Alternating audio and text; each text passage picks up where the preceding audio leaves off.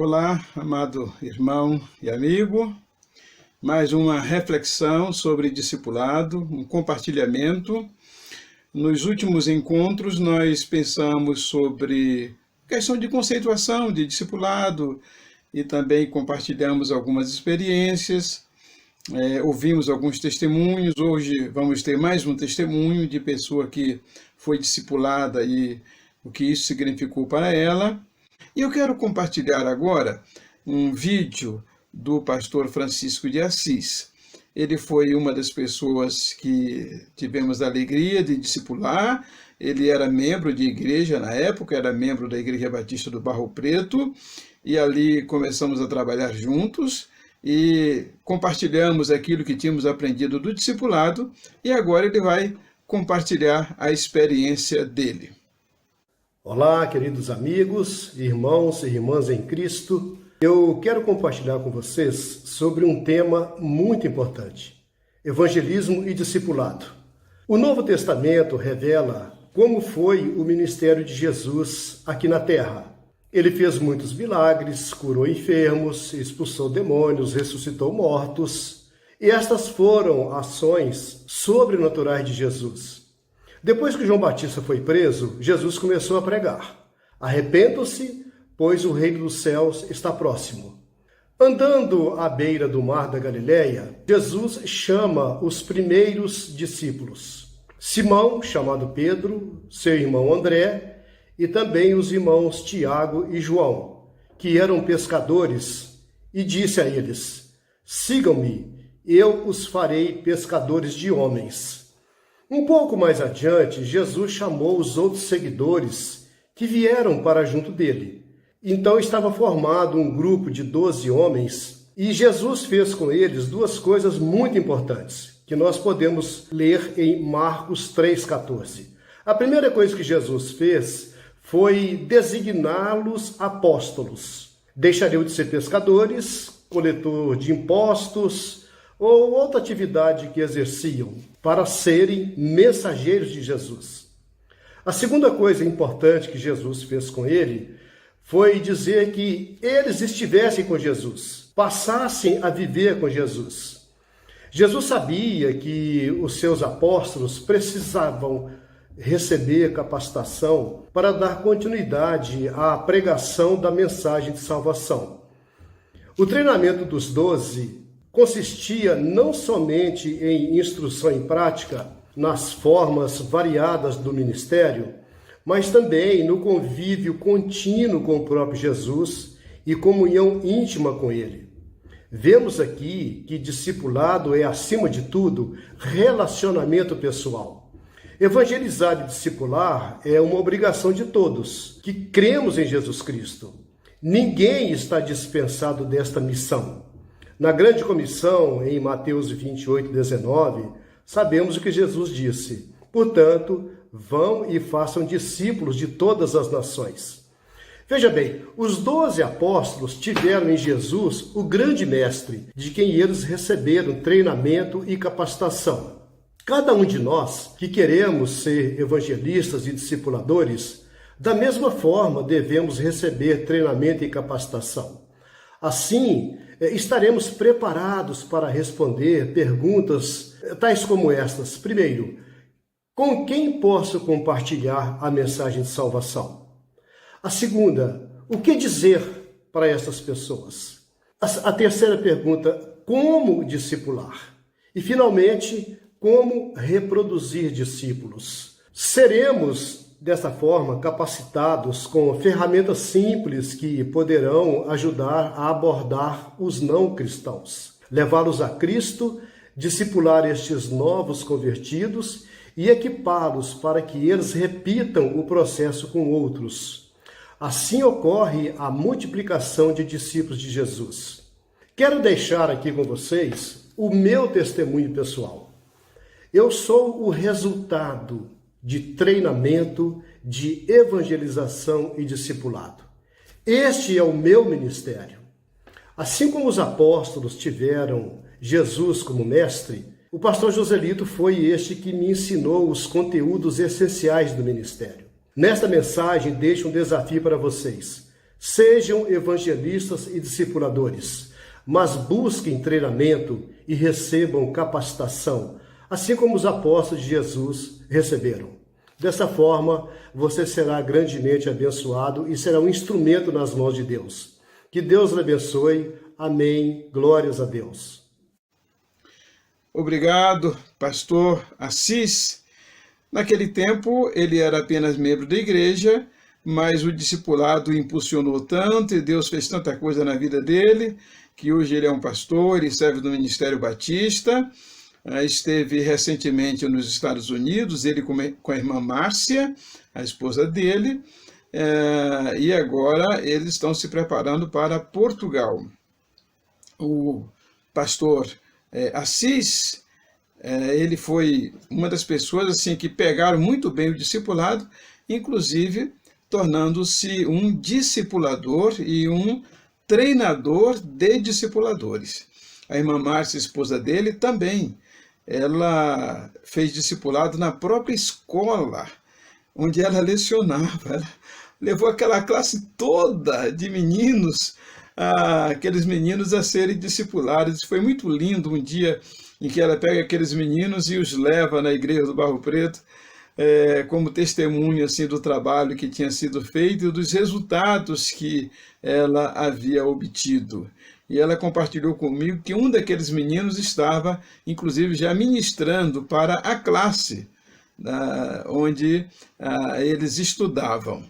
Obrigado, pastor Assis, pelo seu testemunho, também por suas palavras. Pois é, então, antes de sair para pregar, você precisa estar com Jesus, aprender de Jesus. Bem, nós vimos que Jesus começou com 12.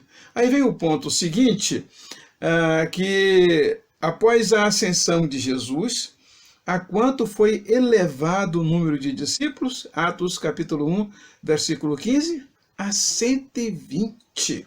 Veja só, ele começou com um pequeno grupo. O segredo, um dos segredos do discipulado, é você trabalhar com um pequeno grupo. Quando eu estou falando nisso, estou falando você preparar um pequeno grupo de discipuladores, tá? Começa com um pequeno grupo, mas aí esse grupo se multiplica. Eu compartilhei isso na última transmissão, como pessoas têm se multiplicado em 2, 3, 4, 5, 10, 20, 30. Isso eu experimentei no meu ministério, na minha vida, tenho experimentado isto. E agora os discípulos chegam a 120, eram 12. Eles se multiplicaram 10 vezes mais, foram para 120.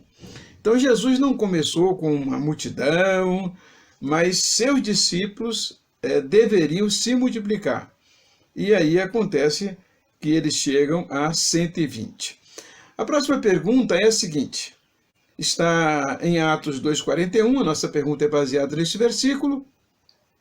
Após a mensagem de Pedro, quantas novas pessoas se uniram à igreja? Quase 3.000. Mas não é pequeno grupo? Sim, mas os pequenos grupos se multiplicam. E agora nós temos uma multiplicação que sai de 12, vai para 120 e depois vai para quase 3.000. É comum acontecer que muitos, após serem levados a Cristo, se multiplicam em milhares de outras vidas. Então, quando você investe no discipulado, porque é isso que eu faço, aprendi com Jesus.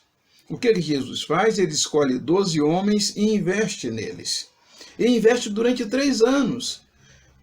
E o que acontece? Eles agora vão se multiplicando. E assim tem sido na minha vida também. Conforme eu compartilhei anteriormente, às vezes você acha, mas foi só uma pessoa, 2 pessoas. Mas olha só aí o testemunho do pastor Assis, uma vida que vai se multiplicando em tantas outras, inclusive sendo instrumento de Deus para abençoar outros pastores, outros líderes. Invista no discipulado, porque é Deus quem dá o crescimento. 1 Coríntios 3, 6 e 7, que Paulo diz, eu plantei, Apolo regou, mas é Deus que dá o crescimento. cada um vai cumprindo a sua parte. Uma próxima pergunta que temos aí no manual é: em quais dias da semana a igreja crescia? Baseado em Atos 2,47? Todos os dias.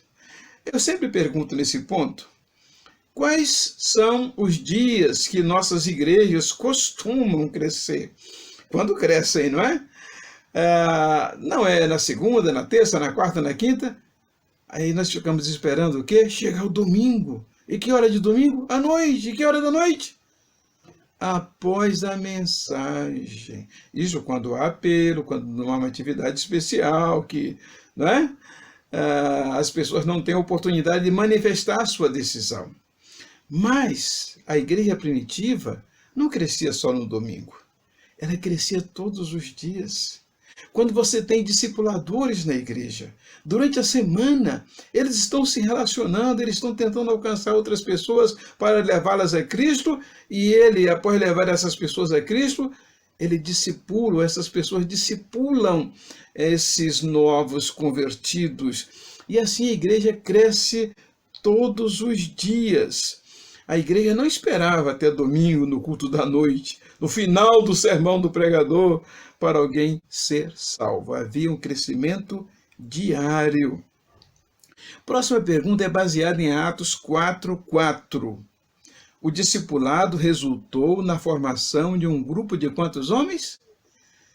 Quase 5.000. Olha só. Nós já saímos agora de 12. Lá em Lucas 10 tem os 70, né? Então vamos botar assim, 12, 70, 120, 3.000, quase 3.000, e agora quase 5.000. E aqui está falando só homens, não está se referindo às mulheres. O próximo ponto, a próxima pergunta, Atos 5:14. Como se tornava a igreja mediante a ação discipuladora dos seus membros? Então era uma multidão de homens e mulheres que crescia cada vez mais. Então você percebe que agora não se refere apenas a homens, mas a mulheres. E fala de uma multidão. Agora já não tem como quantificar quantos foram. Não, é multidão agora que a igreja se tornou. A próxima pergunta é baseada em Atos capítulo 5, verso 28. Apesar de proibirem os apóstolos falar no nome de Jesus, o que as autoridades reconheceram que os discípulos fizeram em Jerusalém? O que elas disseram? Que os discípulos tinham enchido a cidade da doutrina. Meu irmão, minha irmã, quando você evangeliza, quando você tem discipulado, quando você tem pequenos grupos, sua igreja está espalhada pela cidade. Ela está enchendo a cidade da doutrina. Agora, se você fica esperando que o pessoal venha na sua igreja, agora é que não iria vir mesmo nesse período de pandemia, né? Como que você vai fazer? Sabe o que alguns grupos da nossa igreja estão fazendo? Fazendo os pequenos grupos online. Isso sem falar no discipulado que nós fazemos também online. Eu, pessoalmente, estou fazendo discipulado online. Pessoas, né, que aceitaram Jesus, que eu estou acompanhando, e tem uma delas que eu estou ministrando um dos estudos online, mas, não, como eu disse, não são só estudos, né? Discipulado é relacionamento, é você acompanhar a pessoa nas suas necessidades, dar orientações, você se mostrar amigo, você demonstrar o amor de Deus. Como um colega meu compartilha, diz que discipulado é vida na vida, é você transmitir vida. Então, aqueles discípulos encheram a cidade da doutrina. Meu irmão, minha irmã, leve sua igreja a encher a cidade onde ela está, o bairro, né? Encher da doutrina, levar a palavra de Deus à cidade. O próximo texto bíblico, e a próxima pergunta, baseada em Atos capítulo 6, versículo 1. Diz que crescia o número de quê? De discípulos. As pessoas não eram apenas convertidas, não apenas aceitavam a Jesus, mas ao aceitar a Jesus, ela se tornava uma seguidora de Jesus, uma discípula de Jesus. E a igreja trabalhava nisto. Por isso que vem a próxima pergunta, em Atos capítulo 6, versículo 7, que diz: os discípulos eram somados ou multiplicados? multiplicados. E disse que multiplicava muito o número de discípulos. Essa questão de multiplicar, você sabe que na adição, na soma, 5 mais 5 são 10. Mas se você pegar 5 e multiplicar por 5, são 25. Agora, se na sua igreja você tiver membros que se multiplicam por 5, 6, 7, 8, 9, 10, olha, isso é extraordinário. Você vai ter uma verdadeira revolução missionária na igreja. O membro da igreja não deve ser somado em apenas mais um, o que seria já um grande resultado. Ele deve ser multiplicado. A próxima pergunta é baseada em Mateus capítulo 13, versículo 23, que nós já falamos aqui sobre a questão do semeador. Qual foi a produção da boa terra na parábola do semeador? Um produziu 100, o outro 60 e o outro 30. Eu coloco aí ao inverso. Um produziu 30, o outro 60 e o outro 100. E aí vem a minha pergunta, porque aí nós temos 3 tipos de produção na boa terra. E eu pergunto, em qual dessas categorias você se encontra? Porque quando nós pensamos na parábola do semeador, nós vimos primeiro que uma parte caiu na beira do caminho, são as pessoas que ouvem a palavra e não entendem. O diabo arrebata. A outra caiu em pedregal, são as pessoas que não têm raízes. A terceira semente caiu entre espinhos, e aí os espinhos sufocaram. São as pessoas que são sufocadas pelos cuidados, a sedução da riqueza. Mas mesmo a boa terra, nós temos 3 tipos de produção. Em qual dessas você se encontra? Aí talvez você me dissesse, pastor, mas você está sendo muito ao pé da letra aí, tem que ser 30 pelo menos? Eu pergunto, você tem pelo menos 30? Porque tem pessoas que me falam assim, não, pastor, que é isso? Eu espalho a palavra de Deus, e eu sei que Deus vai dar o crescimento. Sim, Deus vai dar o crescimento. Só que lá no Salmo 126 diz que aquele que leva a preciosa semente andando e chorando, voltará sem dúvida trazendo consigo os seus molhos. E você vê aí nos relatórios que nós vimos em Atos, que eles estavam dando também números, resultados. E aí você fala, bom, mas 30 não, mas Deus é que sabe. Não, não é Deus que sabe. Claro que Deus sabe, mas você deve saber também. Você deve ter o fruto do seu trabalho. A Bíblia promete isso para nós. E eu quero chamar a sua atenção, que é para a próxima pergunta, que se você acha que 30 tem sido muito para você, conforme Isaías 60, 22, qual é a promessa do Senhor para o mais pequeno, depende da versão bíblica que você tem, ou o menor, virá a ser quanto? 1000. 1000. Se você estava achando 30 muito, aqui está dizendo que o menor virá a ser 1000. E o mínimo vai ser o quê? Um povo grandíssimo. E eu compartilho no manual de discipulado a experiência da irmã Sara. Por onde eu passo, o pessoal que já ouviu pede para eu contar essa história. Mas quando eu iniciei o discipulado na Igreja Batista de Murié, a primeira igreja, havia uma irmã que aqui eu a chamo de Sara, porque eu quero preservar os nomes das pessoas e não menciono aqui o nome exato, de quem foi. Usamos aqui um nome fictício, um pseudônimo. Pois é, a irmã Sara, ela era analfabeta. E uma pessoa já com mais de 60 anos, eu convidei um grupo para ser discipulado, membros da igreja, e estendi, porque foi assim que Jesus fez, e é assim que eu faço. Irmãos, vamos iniciar um treinamento, um workshop de discipulado, e quem desejar me procure e tal. E aí eu chamei os que eu queria que viessem a mim para eu treiná-los, e no meio veio a irmã Sara. Ela ficava com a Bíblia na mão, sentadinha ali, quietinha, não dava uma palavra. E eu ali passando, todos os conceitos de discipulado, contando experiência, e até saindo com alguns irmãos para mostrar para eles como discipular, como ganhar vidas para Jesus, e por aí afora. E aí a irmã Sara lá estava, todas as reuniões, sempre quietinha. Então um dia eu estou lá no gabinete pastoral, e chega a irmã Sara: pastor, pastor! Você sabe, né, meu irmão, que quando um membro da igreja chega assim, falando pastor, você já pode, né, imaginar que alguma coisa grave aconteceu. E eu falei: que foi, irmã Sara? Pensei que alguém tinha sido atropelado, que alguém tinha morrido, alguma coisa assim. Ela disse: o moço do sacolão. O que tem um moço do sacolão, irmã Sara? O moço do sacolão quer aceitar Jesus. Eu disse: como assim, irmã Sara? Pois é, eu estava conversando com ele sobre Jesus e ele disse que quer aceitar Jesus. Falei: irmã, por que a Sara então não fez um apelo para ele? E ela ficou assim meio parada, olhando para mim. Eu falei: vamos lá. Fomos lá. E não é que o moço do sacolão queria mesmo aceitar Jesus? Ele orou comigo ali no meio do estabelecimento comercial dele, entregou a vida dele para Jesus, e eu passei o nome dele para um dos membros do discipulado, um dos meus discipuladores. Ele morava no meio rural. E aquele irmão ia na casa daquele moço do sacolão de bicicleta, discipular aquele moço. Só que enquanto aquele moço era discipulado, a esposa dele se converteu, a irmã dele se converteu e a filha dele se converteu. Aí nós criamos um pequeno grupo ali.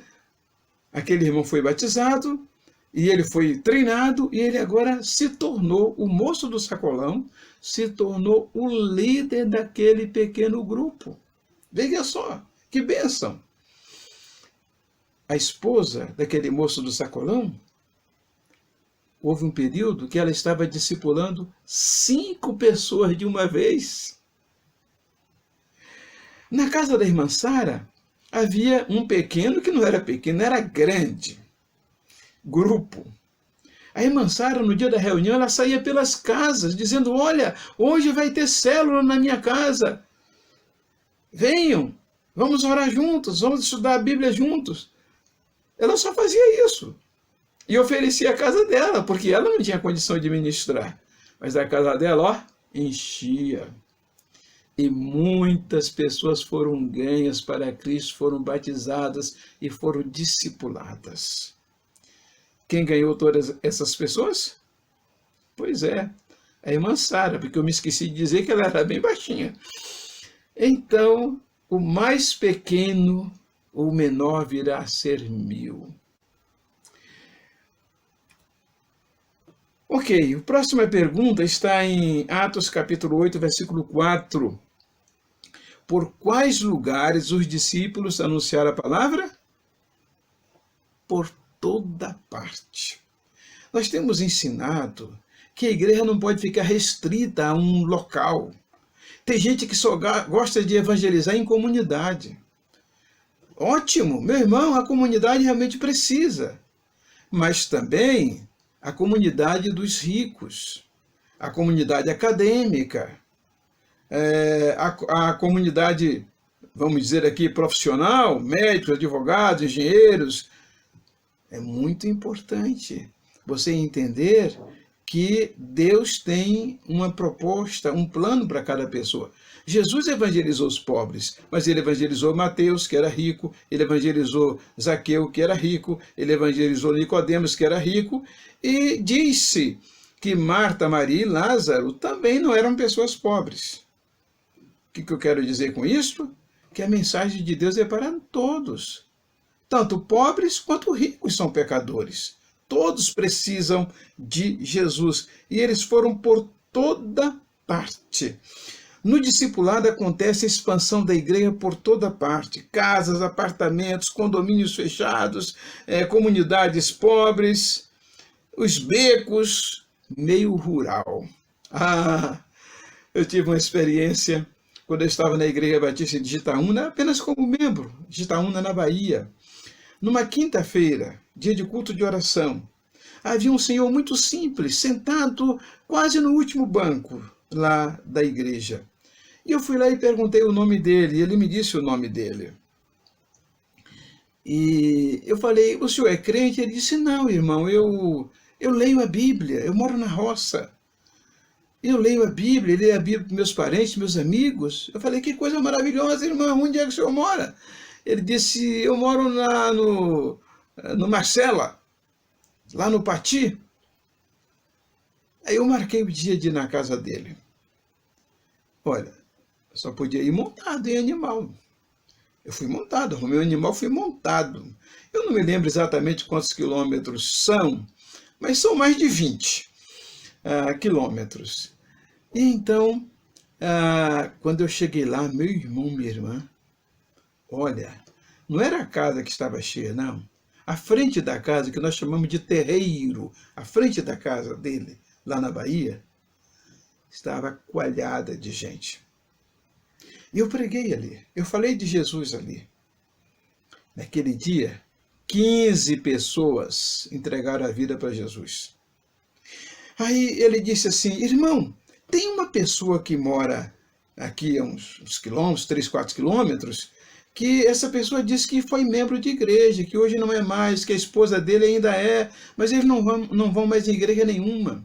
Eu falei, onde é? Aí ele falou, me disse o nome da pessoa, e eu fui ver que essa pessoa morava perto de onde um tio meu morava. Eu fui lá.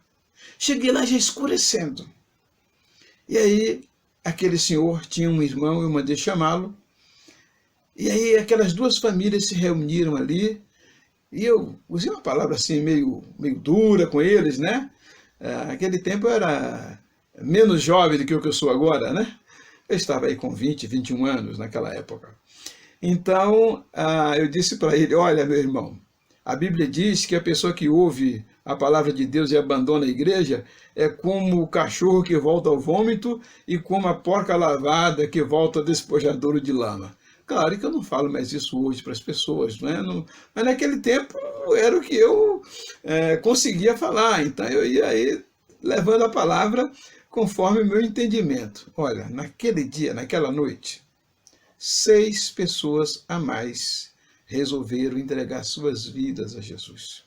Num dia só, 21 pessoas. Daquele trabalho, aquele irmão que estava escolhido foi reconciliado.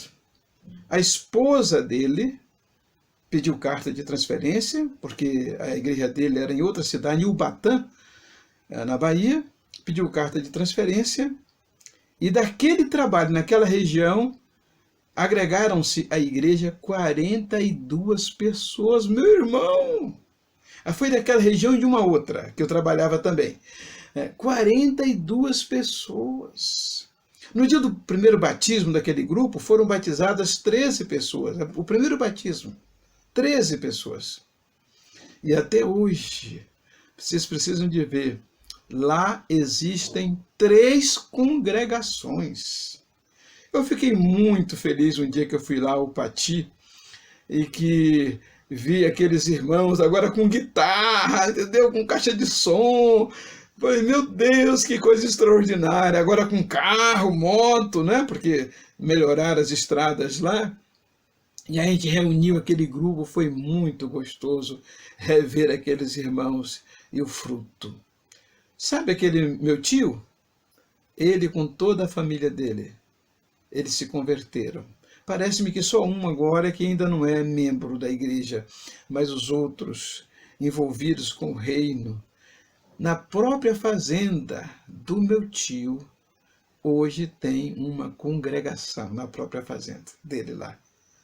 Que coisa extraordinária que Deus pode fazer com uma pessoa simples. Aquele irmão já lia a palavra, Deus já estava preparando ali. Meu irmão, se você soubesse aproveitar as oportunidades e pudesse levar o evangelho não apenas a um lugar, mas a todos os lugares. A próxima pergunta está em Atos capítulo 9, versículo 31. E aí eu pergunto, onde são encontradas igrejas? Onde? Toda a Judeia e Galileia e Samaria. O que essas igrejas tinham? Paz. O que acontecia a essas igrejas? Elas eram edificadas e se multiplicavam, andando no temor do Senhor e consolação do Espírito Santo. Paz e multiplicação são resultado natural para as igrejas que discipulam. E o que Jesus diz lá em Mateus 16, 18? Que as portas do inferno não prevalecerão contra a igreja. Em Isaías 54, 17 diz que toda ferramenta levantada contra ti não prosperará. A igreja que discipula, meu irmão, deixa de ter fofoca para ter compartilhamento de bênçãos, de experiências de pessoas que aceitaram a Jesus e que foram discipuladas. Próxima pergunta está em Atos 9:35. Quantas vidas se converteram em Lídia e Sarona? 2 cidades inteiras, toda a população. Que coisa extraordinária! Deus continua atuando e querendo salvar cidades inteiras. Você se lembra que Jonas pregou para Nínive e, apesar de ele não querer a conversão de Nínive, a cidade inteira se converteu? Deus procura homens e mulheres que obedeçam a sua palavra. Então, conforme eu já disse na transmissão anterior, comece logo. Porque um dos problemas desses cursos, desses métodos de discipulado, é que a pessoa tem que passar por um período longo de treinamento. Olha, Jesus treinou os discípulos durante 3 anos, mas ele mandava eles. Durante o período, Jesus os enviou. Tá? Vê lá, se não foi. Lá em Lucas capítulo 10 mesmo vai dizer isso. Depois disto, enviou o Senhor outros 70. Ele já havia enviado os 12, agora ele envia mais 70, de 2 a 2. Então os discípulos foram tendo prática durante o período do treinamento. E é isso que eu faço com aqueles que eu estou ensinando a discipular. A próxima pergunta está em Atos 9:42. Onde em Jope foi anunciado o evangelho? Toda Jope. Um projeto, meu irmão, da sua igreja para alcançar toda a sua cidade através do discipulado e dos pequenos grupos. A próxima pergunta está em Atos 11:21. Que número de conversões houve em Antioquia? Grande número. Em Atos 17:6 é a próxima pergunta. O que os próprios incrédulos afirmaram que os apóstolos fizeram em todo o mundo? Transtornar o mundo, revolucionar o mundo, é a ideia de colocar o mundo de pernas para o ar. Quando sua igreja discipula, meu irmão, a cidade é impactada, a cidade é revolucionada. O ministério de discipulado que você realizar não só se restringirá à esfera de sua igreja, você se tornará um canal de bênção para outros pastores e igrejas. Deus começará uma revolução no seu ministério que se refletirá por todos os lugares do mundo como um aroma de Cristo. Eu tive uma experiência de um casal que foi para os Estados Unidos, que tinha sido discipulado, e esse casal compartilhou na Igreja Batista Portuguesa de Cambridge a experiência deles com o discipulado.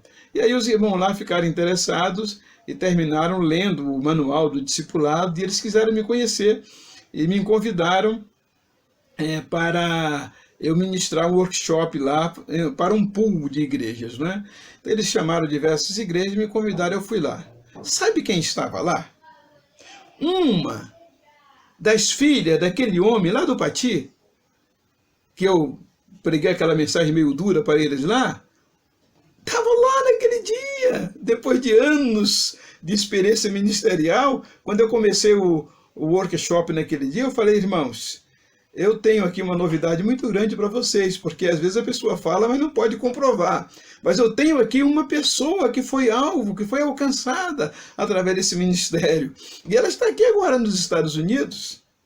Aí depois disso, isso foi no mês de fevereiro. Aí quando foi em outubro, eles fizeram um outro pool de igrejas, em uma outra igreja, mas mesmo lá em Cambridge, e eu fui e ministrei também para esse outro grupo. E diversas pessoas foram abençoadas. Ainda há poucos dias, um pastor lá de Connecticut me mandou uma mensagem falando da experiência nossa de discipulado, que ele participou e que eu ministrei lá na igreja dele. Na verdade, lá eu ministrei em diversas cidades, diversos estados, lá nos Estados Unidos, tanto em Massachusetts, quanto em Connecticut, Maryland e muitos outros estados lá. Inclusive eu estive lá em Maryland, lá em Washington, D.C., então ministrando também lá. Então vejam só o que Deus faz, uma coisa que começou pequenininha ali, a coisa se expande a esse nível, a esta benção. A próxima pergunta, Atos 17:12. Quantas e que classes de pessoas se converteram como resultado dessa revolução missionária? Atos 17:12. Muitos deles e também mulheres gregas da classe nobre e não poucos homens.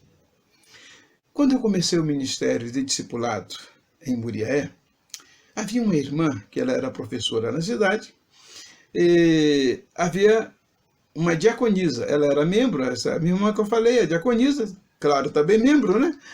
E eu coloquei as duas para discipular uma senhora e parece-me que as duas filhas dela que haviam se convertido. E essas duas irmãs foram. Meu irmão, foi uma coisa assim que foi expandindo e os vizinhos foram sendo agregados, foram sendo alcançados. Teve um dia que tinha mais de 80 pessoas reunidas ali. Então, eu já não podia mais caber, comportar ali. Sabe o que aconteceu? Então, nós tivemos que dividir aquele grupo, multiplicá-lo. Ele foi multiplicado no segundo, terceiro, no quarto e no quinto. Aquele trabalho começado por aquelas duas irmãs. Uma que era professora na cidade, outra que era diaconisa. Sabe o que aconteceu depois com a esposa dessa irmã que era professora? Que frequentava a igreja e que eu discipulei, o esposo dela, que é um médico na cidade de Muriaé, ele também foi batizado. A princípio, ele até me explicou que não gostaria de orar em público, etc. Eu falei, isso não é problema. Depois ele se tornou líder da igreja, se tornou primeiro vice-presidente da igreja. Olha o que Deus faz. E até hoje eu fico sabendo de notícias desse trabalho que foi implantado ali. Eu compartilho muitas outras experiências, tanto lá em Muriaé, aqui em Belo Horizonte, havia um pai e um filho que são juízes de direito, e eu comecei a trabalhar com eles para evangelizar, para discipular outras pessoas, e foi impressionante, porque como resultado desse trabalho surgiu uma congregação, que é a Congregação Batista do bairro Buritis, um bairro nobre de Belo Horizonte, e também nós discipulamos muitas outras pessoas. O próprio filho, né, o juiz, a namorada dele, um dia eu apresentei o plano de salvação para ela e ela aceitou Jesus. Eu saía com esse filho para discipular uma moça que era advogada, que estava fazendo concurso público, e que coisa! Ela depois passou nesse concurso público, hoje é uma funcionária pública, inclusive uma pessoa muito bem sucedida, casada, com filhos, e também aquele irmão que era solteiro, se casou com aquela moça, tem duas lindas filhinhas, e o juiz, o pai, nós estivemos discipulando também um irmão que estava afastado da igreja, e eu estava levando o esposo de uma outra irmã, que ele frequentava a igreja, mas não era batizado. E aí eu usei, né, o expediente, para não dizer pretexto, né, de, ô irmão, olha, eu estou precisando da sua companhia, porque eu estou discipulando fulano, etc. E eu precisava que o irmão fosse comigo. E aí eu, o juiz, o pai, e mais esse outro irmão, que não era batizado, para discipular um irmão que estava afastado. Olha só.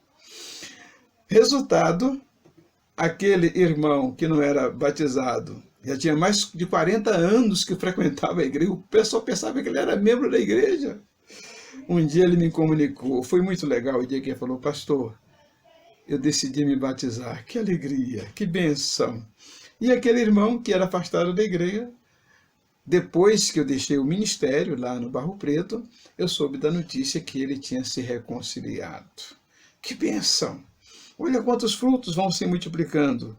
Há um outro caso, uma outra experiência, que eu vou deixar para contar mais à frente, de um psiquiatra, que também eu tive a oportunidade de levá-lo a Jesus, e tive o privilégio de batizá-lo e ele se tornar também um discipulador. Mas eu quero encerrar a nossa transmissão aqui hoje. Na próxima oportunidade, nós iremos falar sobre a multiplicação dos discípulos e, desde já, eu quero lhe fazer uma pergunta, porque eu vou ministrar sobre isso na próxima semana. Olha só, o Mar da Galileia é abastecido pelo Rio Jordão. O Mar Morto, da mesma forma. O Mar da Galileia é vivo e tem peixes.